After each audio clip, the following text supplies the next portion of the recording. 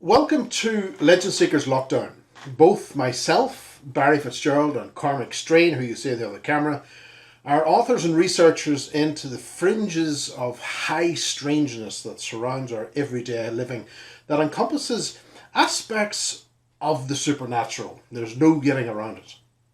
And as if things can't get any stranger, a quarter, if not more, of the world is now locked down due wholly to the COVID-19 outbreak, which has been classed as a pandemic. Before we get into it, we really do owe you some background into Legend Seekers. Now, Cormac and the other camera and I initially wanted to investigate the legends and myths in our own country, here in Ireland, and see if there was anything that lingered on or in the landscape which would reflect some of the origins of the old stories. Now, on many occasions, we completely underestimated what we were about to encounter. So, Legend Seekers Lockdown is an examination on some of those encounters we hope to share with you during this time, and hopefully take the monotony out of your own lockdown, and hopefully inspire you once we are free to step back into our lands with a new understanding of what we have been taking for granted. So in this, our first episode, we will explore the Island of the Dead, and here is your introduction.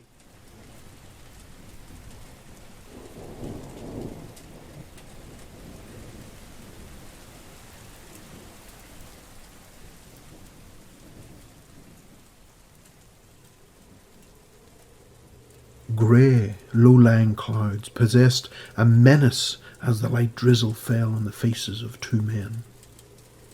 Their world seemed to fight against them as they crossed the loch. White, crested waves tossed their boat in a direction they were not happy to go, their sights firmly fixed on the island ahead. Mother Nature pressed the men not to approach the island, an island of spirits. An island of lost hope, where the doorway to the underworld was left open. Exhausted, the men acknowledged their fate as nature threw her final punch. A taller wave rose from the red waters of the loch, which swallowed their meagre vessel, and once under the surface, strong currents dragged the heavy-soaked men to their doom. So, from from Cormac and I's perspective, we were told this story of an island that was up in Loch Derg, just on the outskirts of Pettigo, in County Donegal, and we were told this story that this was an island that would challenge you to the point of death. Now, Cormac, you and I both know we've been in this game long enough that we hear many of these stories, and from our perspective, I think that probably led us in to somewhat of a trap, if you like, and it was a trap that we made by ourselves. But see, the thing that I find is that if you look at how we approached this, we initially went.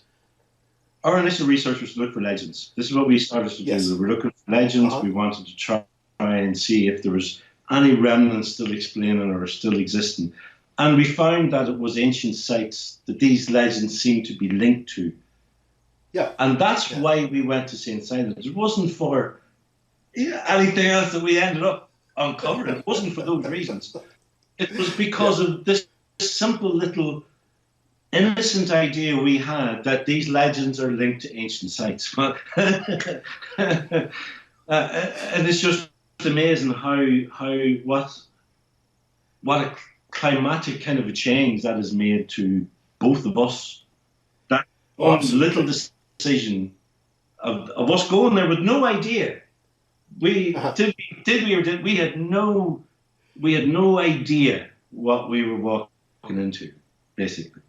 Well, speaking of walking into, the pilgrims, the Catholic pilgrims that were coming to this place were coming here from the Middle Ages. 1132 AD, I think, there was aspects and records of pilgrims coming from all over Europe.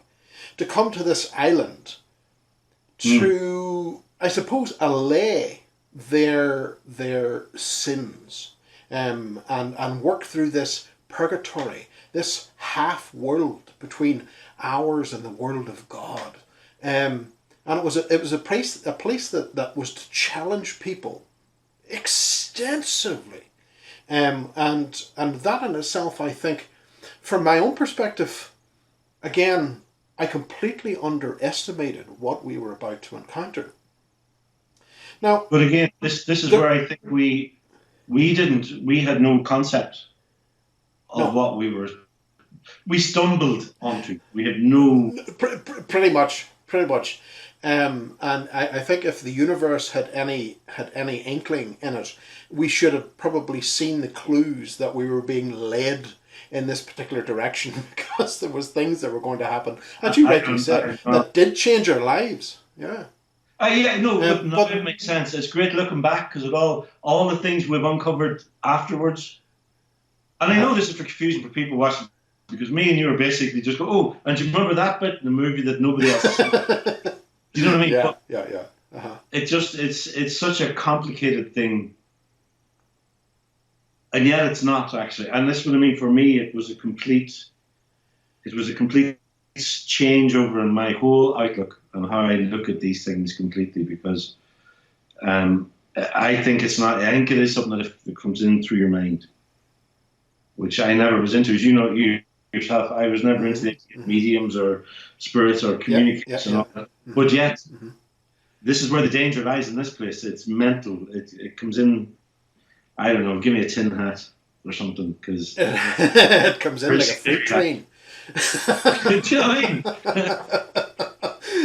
But in context, if we step back a bit and we look at this particular island, the island itself was known as St. Patrick's Purgatory, and that was the Christian scribe's title, if you like, and this was a place that according to the maps and according to the descriptions, the island was almost split in two with the vegetation.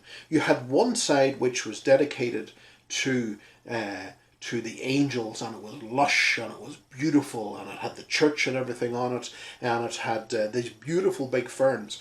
And then you had the other side to the island, which allegedly had these pits that is where the people would go to, and it was just really rough grass, harsh shrubbery,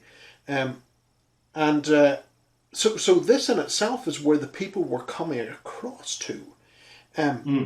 To me, looking back on it now, it was making no sense at the time, because how could this, from a Christian perspective, have existed?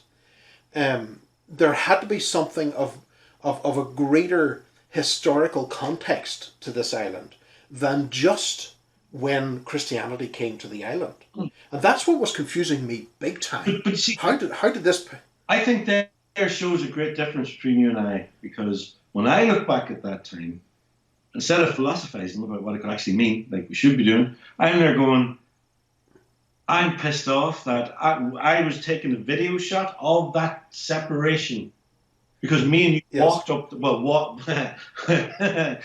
fought our way through like a jungle, because the grass was up to here, and we got to the spot where you could see where it was separated, and on video I have it there for about 3 seconds, and then I move away again. I should have just stayed there, because there was a separation between the two different kinds, just as described. A physical. It was a very physical separation. I didn't actually get it on video properly. Yeah. Well, I suppose we had other things in our mind at that stage, which was trying to, how on earth are we going to hack our way through this vegetation? And for poor me, Max. It was just the fact, oh my God, it is like completely different.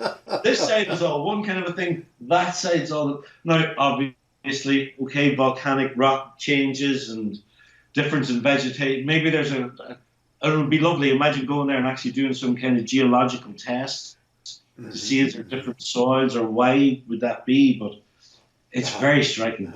end of the day. And let's not forget, maybe that's why it's meant to be good and evil, because it's a natural phenomena that looks very striking. So, although we know different.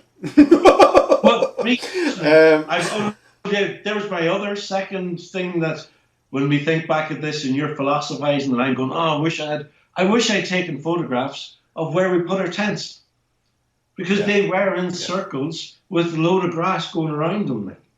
But we never they absolutely actually were. getting video evidence, because it didn't matter at the time. Well, the island itself, the people were coming across from medieval Europe, and it was alleged that they were spending time in a type of cave, and this was throwing up some unusual irregularities, and of course when we got to the island, of course our first port of call was, let's see if we can find any remnants of this cave. The actual journey to the island. Well, the journey itself, my God, it was another journey in itself, because we ended up, there was only one place that we could hire a boat, and like that movie Titanic, it ended up being a large bloody rowboat that you could have easily fitted 18 men from Belfast in it, and we that had not been our plan. Our plan had been get a 3-man boat, could fit in the back of a Mercedes Sprinter. We could drive nearly to where we had to. It was only a stone's throw across the Saints Island, and we'd only just need to row a couple of half a mile instead of 13 and a half. The old saying is, if you want to make God laugh, tell him your plans. So by the time we got there, of course, it ended up that we had 3 to 4 miles to row through these blasted rainstorms as well. And Max, of course, my dog was at the very front, keeping an eye on where we were going.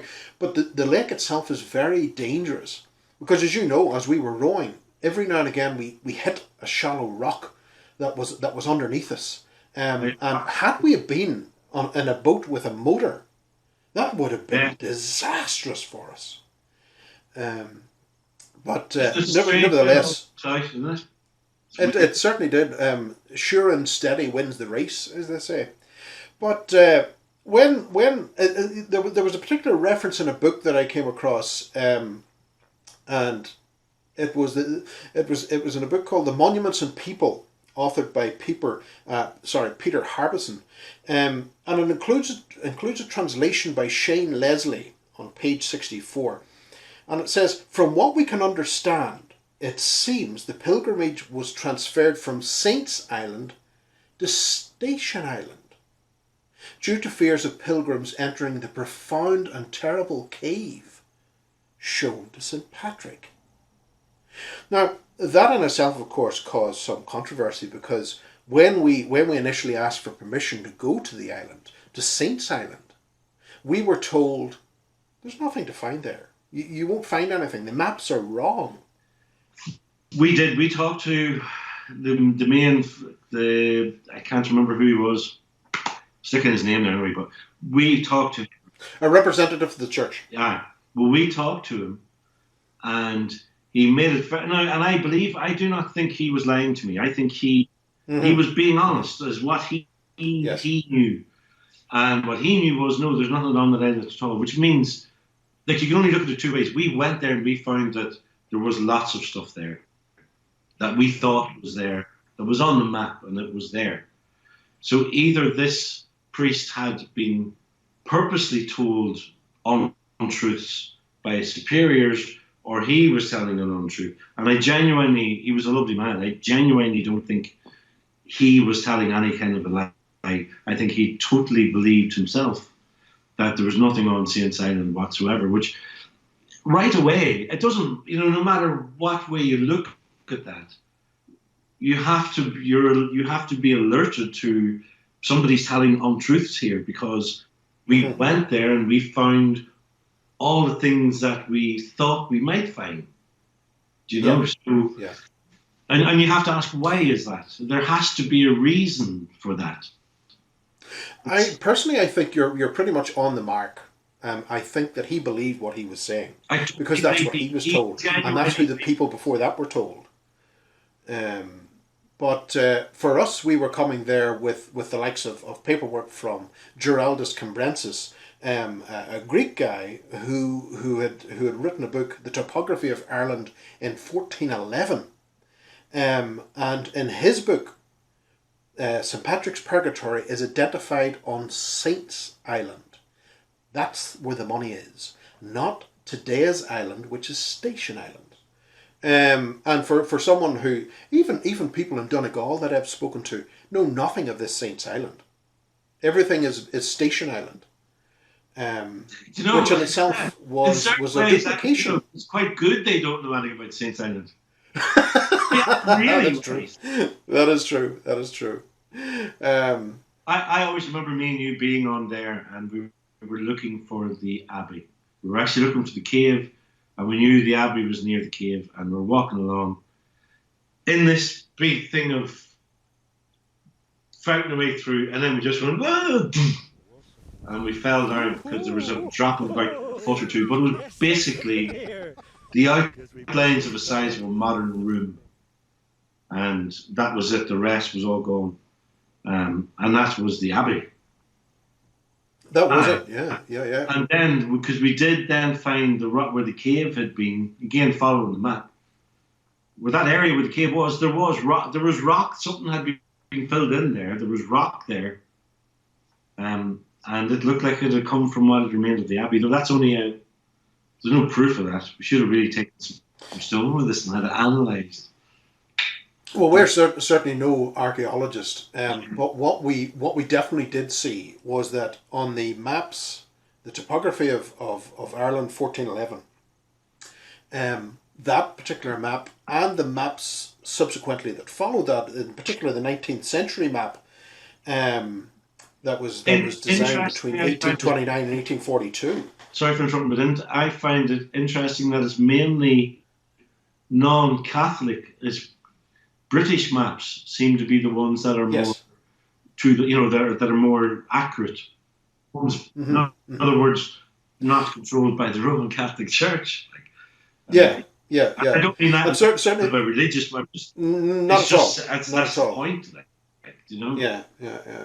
And certainly that particular, the later map, the 20th century map, or sorry, 19th century map, that was between 1829 and 1842, that map itself showed where the church was. It showed the walls that were built throughout the place. It showed where the graveyard was. And although we were told there was nothing to find on the island, what we ended up finding were the foundations of the walls of the church, of the graveyard, that were on the map. So we knew at that particular point the map was right. So then it forced us then to accept then the story of Station Island is not right. And we had our feet on the true St. Patrick's Purgatory. And again, we weren't ready for what was about to happen. But I find it unusual that while we were in the graveyard, that I was standing on a pile of stone, and I was looking around, looking at the place and wondering what else was here and everything else, and just wondering about the times that had passed. And while standing there, then the realization suddenly hit me. I'm standing on a pile of stone. The stone resembled what I can only say is resembled a Neolithic passage chamber. And that in itself was the first clue to the age of this particular island. This, whatever was going on, this purgatory, this aspect of traveling to another world, this was going back further than when the church first took ownership of the island.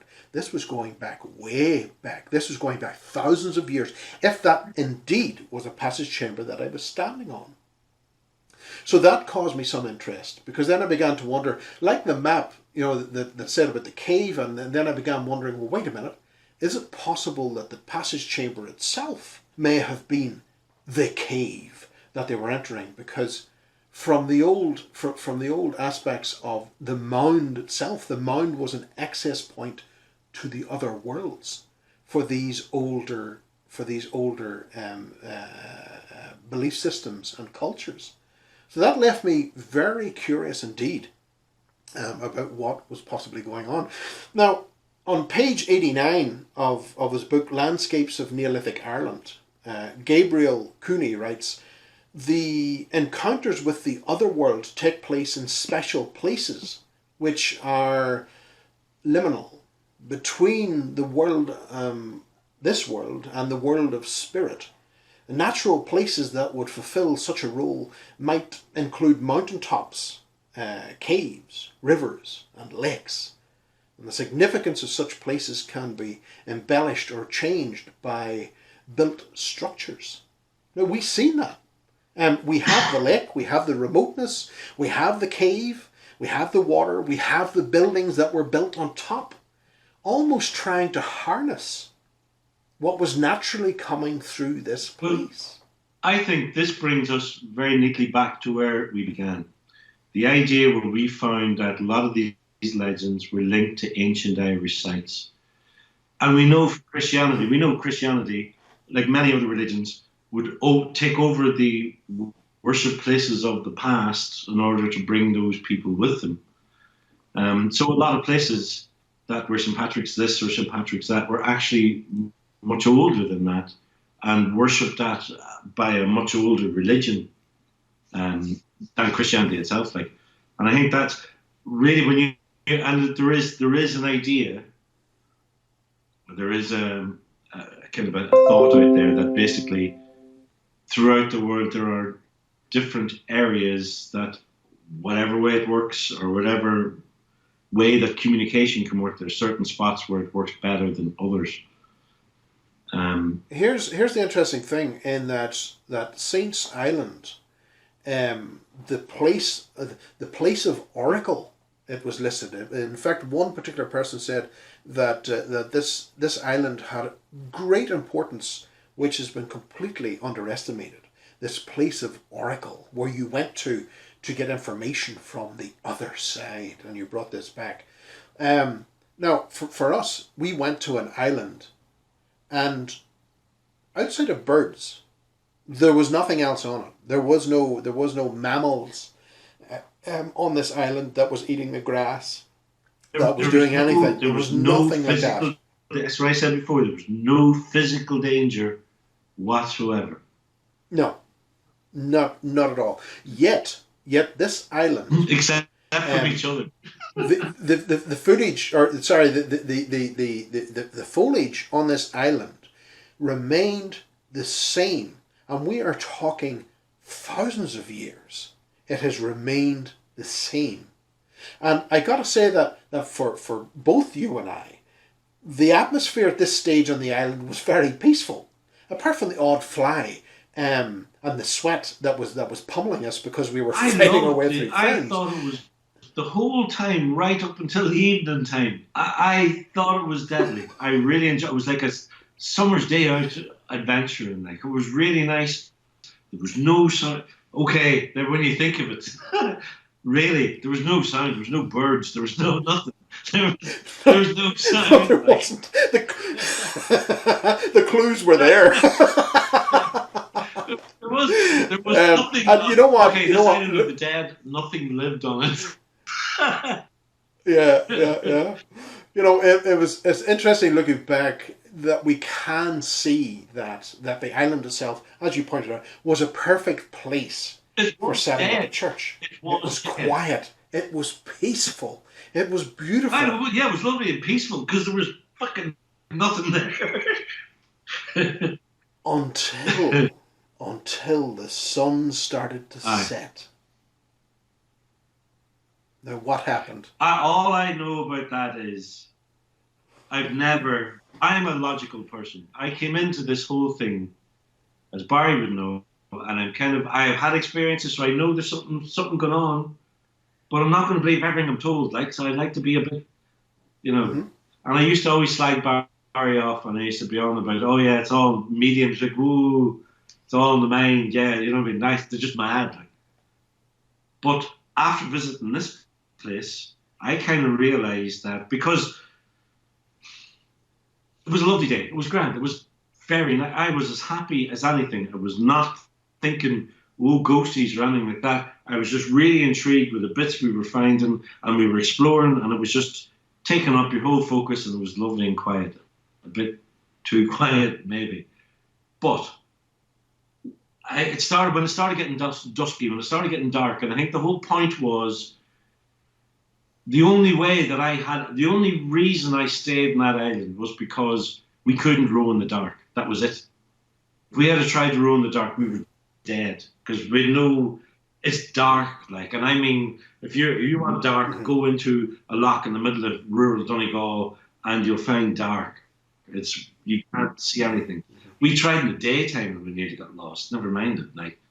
But because I've not been one of these people who would go, oh, something's wrong. Oh, but Jesus, did I get it that day? Like it was. You know what? I just want to go. I don't care. I'm going home now. Let's go home. We can't stay here. We just have to go home. You know, there's something else that we should point out as well to the listeners and the viewers, that when it came to setting up camp, there were the only places that we could set up camp were in these pit areas. And I didn't video them. Places where the vegetation didn't grow. This was the only place that we could pitch our tents. So our homes for the night were to be in the pits that were to challenge us to these, I suppose, these tribulations that people from all over Europe were There's a couple of things about that. One is the simple fact. We do have in video us beating our way through grass. I try and dig it out if you can include it in the thing, but us digging through grass and me saying, geez, how are we ever going to find anywhere to put our tents? Because everywhere is like grown. But we did find these circular areas big enough for our tents. So they must have been maybe 2 meters diameter-ish. Big enough to put a tent in, but that's about it. Like.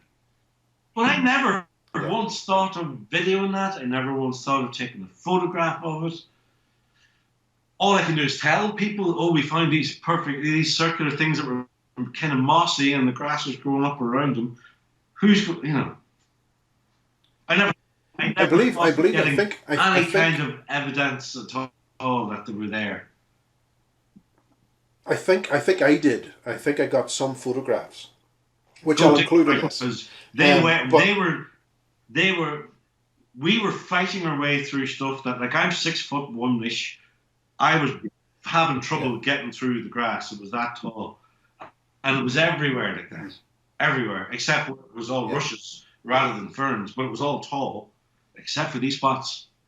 Now, as we pointed out, when the sun began to set, there was a distinct change in the air. The energetic signature of that island changed. And that caught me unawares. Because I just want to put this point, you can cut this in whatever way you want, but I do remember telling you that I wanted to leave and you were nearly laughing at me initially. You were laughing at me going, oh, geez, what's wrong? Where are you at? But within maybe an hour, you changed your mind. Yeah. Because you could feel it. Like it was there. Yeah. And I have to say that as the night progressed, I'm a stargazer. I love looking at the night sky. It absolutely inspires me. I love it. I have decking out the back of the house. Nothing I love more than to sit out with the fire lit, looking at the stars. Absolutely beautiful. On that blasted island, I gotta say, I never moved. Now that was a clear night. Look, that was there. I'm going to say exactly the same thing. I have distinct memories of sitting in the tent, and the moon was so bright, I could see through the tent. And normally I'd be out there like every other Egypt with my phone. You know, there's a big moon. I take a picture and it's a wee tiny white dot and a big black. Do you know what I mean? I'd be out trying to do that. I would not leave the tent, and I don't know why, because I knew. I remember lying there with my foot at the bottom of the tent thinking, if anything on the outside touches my foot, I'm going to freak out because there's nothing here. You know what I mean? Therefore, I can lie with my foot poking because there's not, you know what I mean? It actually was comforting. Yeah, the simple idea there was nothing on the island. But I know for me, the first, after the sensation of feeling the energy change on the island, the next thing that was to occur to me that was blatantly obvious was as I was lying in the tent, it started from my head, and this wave. It was almost like water, a wave of water just rushed down through my body. It was just one after the, it got to my waist, and the second one came down, and it just kept rippling down my body. And that in itself was very unnerving. And Max was staying in the tent with me. Now Max, as you know, is a massive dog. He goes everywhere with me. He finds the caves. He does what he does. But even he was uncomfortable with this because he had buried his head underneath the sleeping blanket. So even he was being disturbed by what was happening that particular night. Would you hear this though? I don't have to work out what I was going to say because there was a point there that you were making that I was trying to think of. Fuck. Yes. Do you know what? I'll start that again. I didn't realise you had that water experience that you're talking about there. Because when basically what happened to me was we were in the island, we got there, with this mad journey getting there for a start in the pissing rain. We got there, we found it was really mad, we had to fight our way through, and we found the bits we were looking for. I got mad, we set up our tent beforehand, off done what we were doing. I got a mad vibe, and at that stage then we had something to eat, and then we went to bed. And when I went to bed, at the same time as you had gone with Max in the other tent, I was lying, this is the weird thing, I was lying, now in reality, I was lying in a sleeping bag and I had my shirt and my t-shirt on, I had the sleeping bag around me, and I was actually about 2 feet away from the side of the tent.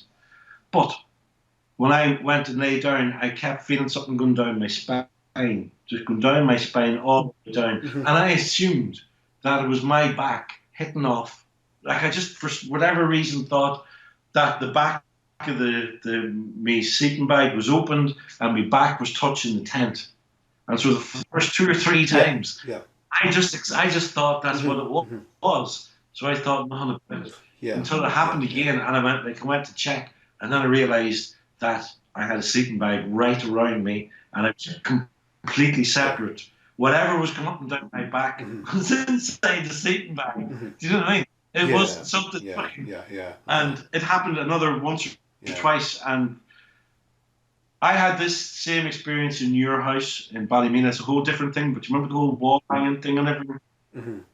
Where my response was, whenever, just back there, I have to say, my response was, it ended up where this was in your house, somebody was walking up and down beside me, and I just turned around and said, will you please stop, because I need to go to sleep, and I turned around and I went to sleep. That was my response, just falling to sleep. I done the same thing here. This thing was going down my back, and I realised there's no reason for me to have that sensation. Do you know what I mean? And then I fell asleep. And then when I woke up, well, before the whole waking up thing, the next thing that I was to experience was the vision. And this vision was exceptionally potent, and more so than like a like lucid dreaming. This was more intense, and the feelings, the emotions in it was much more intense. Now, what I initially saw was this church that was in ruin, absolute ruin, and I walked toward the church. And I can still see it right to this day. This is 7-8 years later. I can still see it in my mind's eye that I walked up and there was a hole in the ground, this pit. And in the pit, there were, like you go to a fair these days and there's people selling Celtic jewellery, and they've got black leather bands around, and then there's this little alleged Celtic trinket that hangs on the end of it. The pit itself had many of these around the edges of it. And I picked it up and looked at it, and that's whenever I realised, wait a minute, these are Celtic. This is going back further than the Christian church. But the thing that caught me completely unawares was the serpents. And this was the crowning moment. And I gotta say, folks, that when I'm talking about vision, people will go to, they'll head off to the Amazon and they'll drink ayahuasca and they'll purge themselves from both ends, and that is not something that I would want to try. Some people will take LSD, and some people will take this and take that. I didn't even have a cup of tea for this to happen. This vision was exceptionally potent, and what I saw was a pit of serpents, and these serpents were furious. They were absolutely angry that I was there, and the fear from that, Cormac, as you know, my God, the fear from that had me the next morning. Before you woke up, I was down in the boat, packed, tent broke down, sitting with Max, going, when is he coming so that I can get off this fucking island? Thing is, I woke up with Max, because the way my tent was, it had this little wee mesh in the front, and I hadn't it zipped down, I had it open, and it was just mesh in the front, and I was lying right up and I was fast asleep. And Max, I woke up to Max licking my face from the other side. And when I got up and opened up, you'd gone. You were in the tent. You were in the fucking boat waiting for me to go. You were in the boat. Sorry, you were in the boat waiting for me to go. I was ready, and I gotta say, Cormac, before we leave there, the thing is that people mightn't understand here. We had no idea then about entrances to the other world were serpents and all that kind of stuff. We hadn't really a concept of that idea. Yet you had that vision. No. And the stuff that we found out afterwards really fits into that vision you had. That was the missing. What we for a fact. What? Because you told me all that when we were going back in the boat. I know for a fact we had not made all those links then. You know? And now when you look at the research that's been done and the years in between, you can go, oh my God, that's exactly what your vision is talking about. Yeah. And looking at it now, when we were rowing back, and the experience that I had on the island was so extreme. For me, it was so extreme that it lifted me out of the paradigm that I was in and placed me on a new track. Because what I ended up starting to uncover from that particular point on was phenomenal. Now, I was frightened. And you even heard me say that, Cormac, if we ever come across this again, I'm retiring. That's it. I'm done. I want nothing to do with this. You told me that you would never, ever. You had told me that you were never, ever going back there. Ever. Never, ever did I want to go back there. That's how much it scared me. Seeing this pit of serpents really terrified me, and I don't know why. I couldn't understand it at that particular point in time. So it affected me greatly, and it really was 7 years later that suddenly we find out what the hell it was, and that, as you say, the missing piece of the puzzle was delivered to us 7 years later. It's blowing my mind. It's really, because you're saying that, it has changed, literally put you in a different paradigm. It's changed the whole way I look at everything now, really, at the end of the day. And it's really made me aware that you need to protect your mind. I know, again, that sounds tinfoil thing. Yes. But it's, if you're going to be affected by anything that's kind of paranormal related or spiritual or whatever this is, whatever form of communication, it uses your mind, I think, as a conduit. And so everything is in there. I even think at stages, you think of UFOs.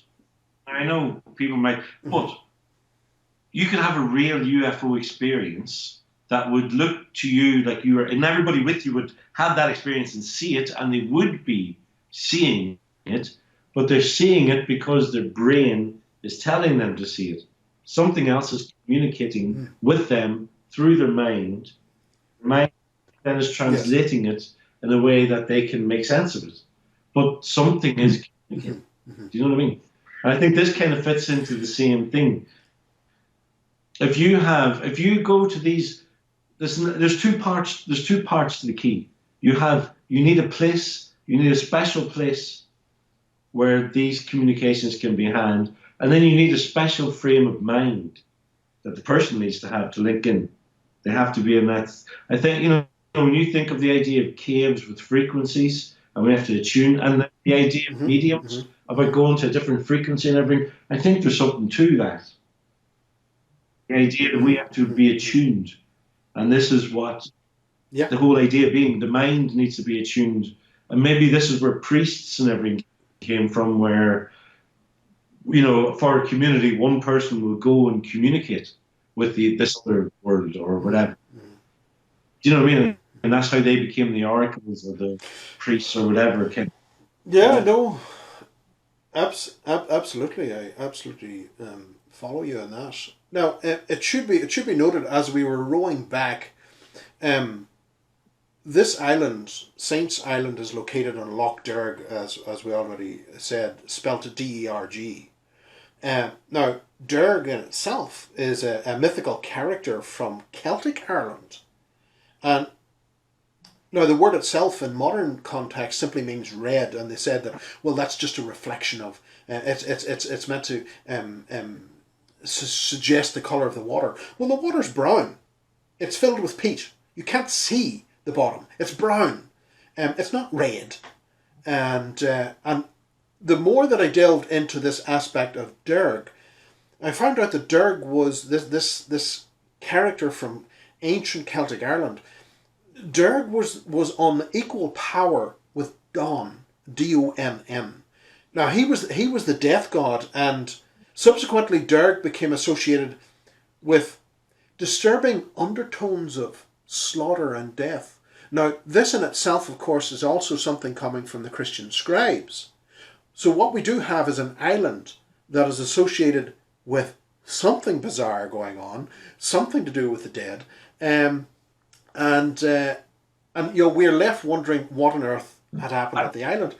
7 years later, I personally think the island, and again, this is what I mean. Before I went to Saints Island, you would not catch me talking like this.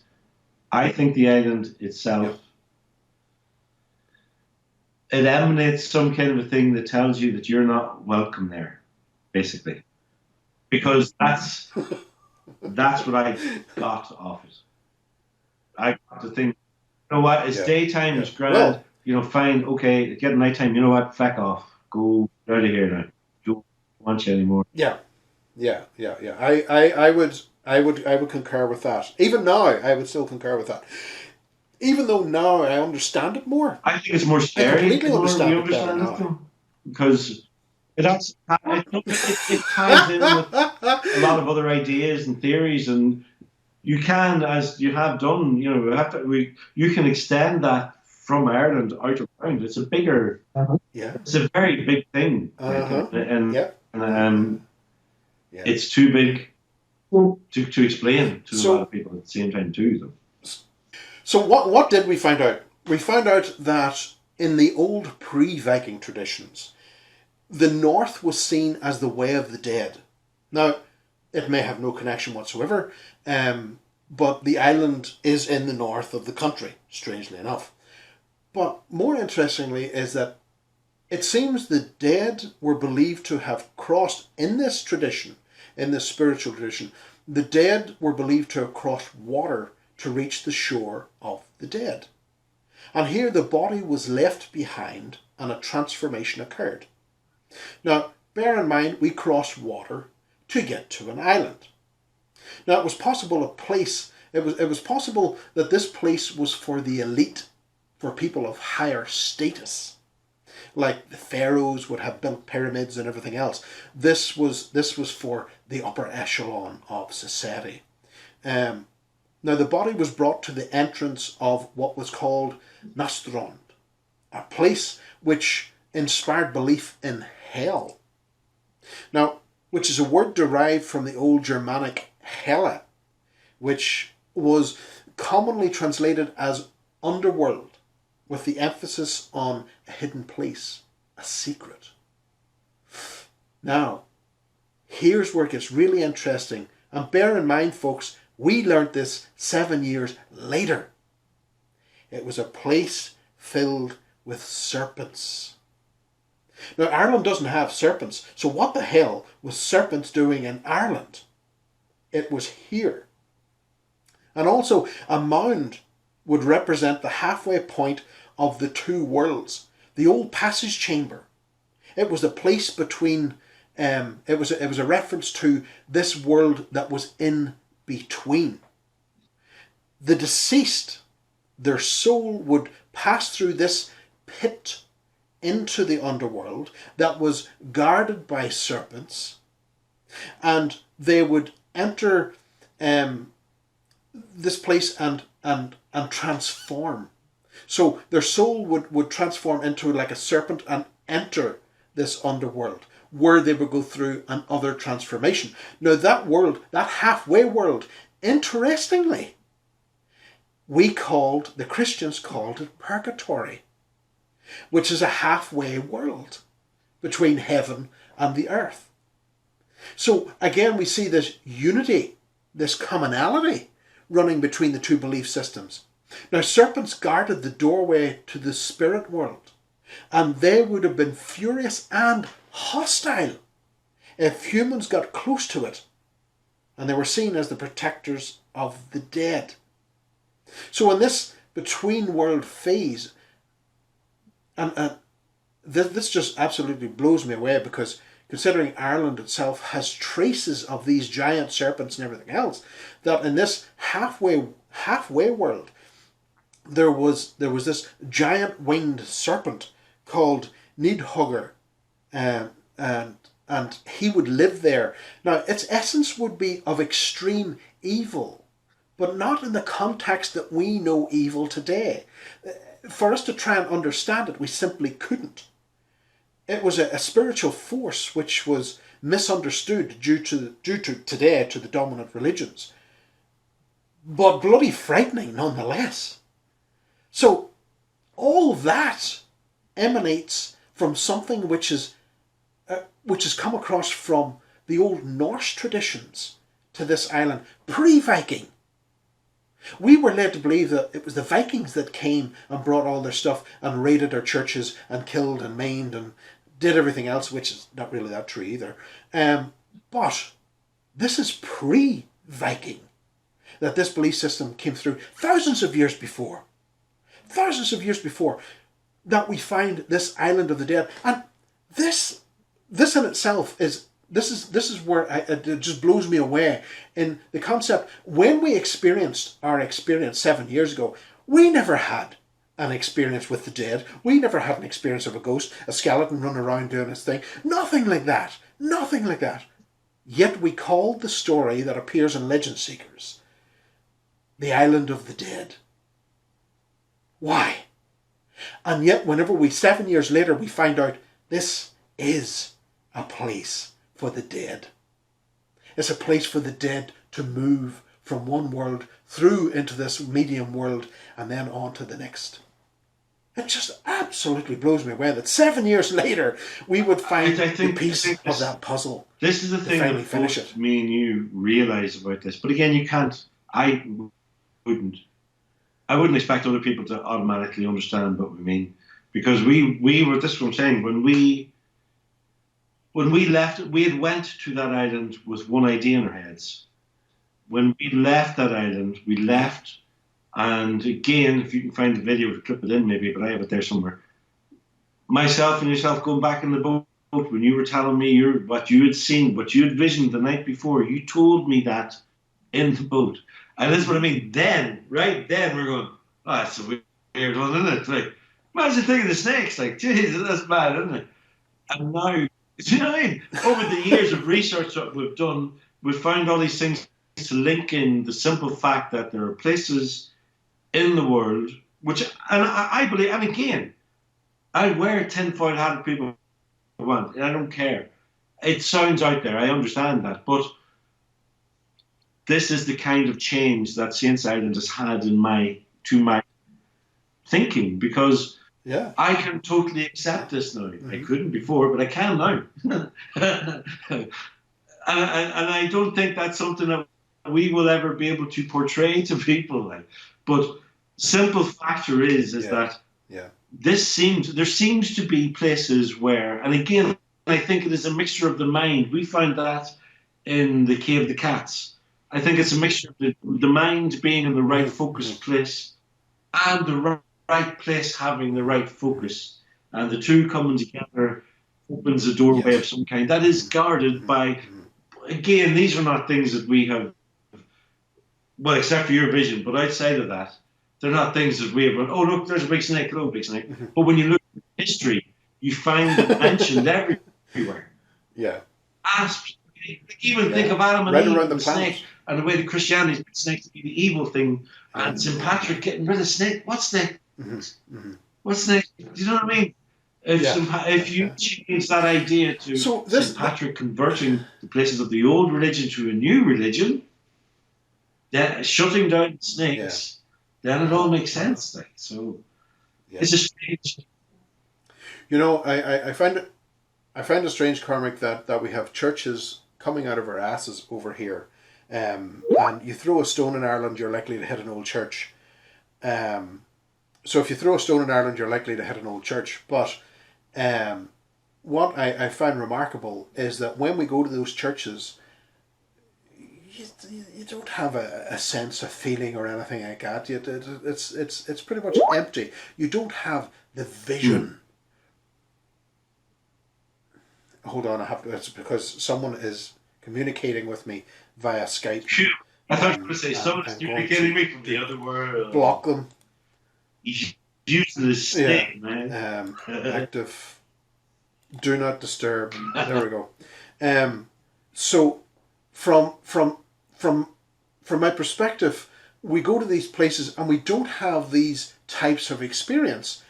You know, there really are a reflection on faith. Faith within this reality. Now, here's the thing that puzzles me greatly, is that we went to an island that in itself was a belief system, and for all intents and purposes, a belief system from something which was thousands of years old. Well, how does that belief system exist today without belief? And yet we go to a place and this exists. There is more substance to this place than I have found in any other place around the planet. This is exceptionally powerful, and it exists there, which just blows me away. I think the simple fact that two people, you know, really, we shouldn't have experienced anything on that island, realistically.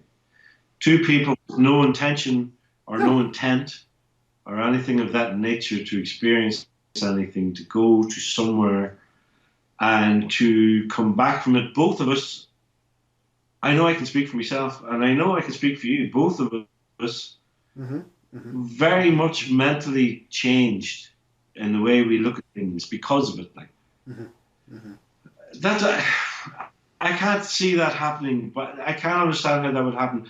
Well, never mind anything else. The simple fact, one, if you were to look at it in that viewpoint, if you were to say, do not go to that island because you know what, it will mentally affect you. Don't go there. You can understand why the Catholic Church would tell you there's nothing there. And that's a waste of time to go there. Yes. You can understand why, you know, maybe they might have tried to change history a bit and pretend. And you would also understand why me and you and whoever that other group of people who went will know nobody's been on that island because the grass is massive. It won't grow that big if people are there all the time. Do you know what I mean? There's no break from it. It's like a jungle of really long grass. That can only happen if nothing is running through it or walking through it. Yeah. So that means nobody had been there for a very, very, very, very long time. And you have to wonder, why has nobody been there for a very, very long time? And then you have to think to yourself, okay, at the start of this, we were very confused about the Catholic Church saying, were they telling us lies? Maybe they weren't. Maybe they were actually trying to protect people by saying, no, don't go there. The same feeling me and you got when we left there, saying, we're not going back there again. Mm-hmm, Do you know what I mm-hmm, mean? mm-hmm.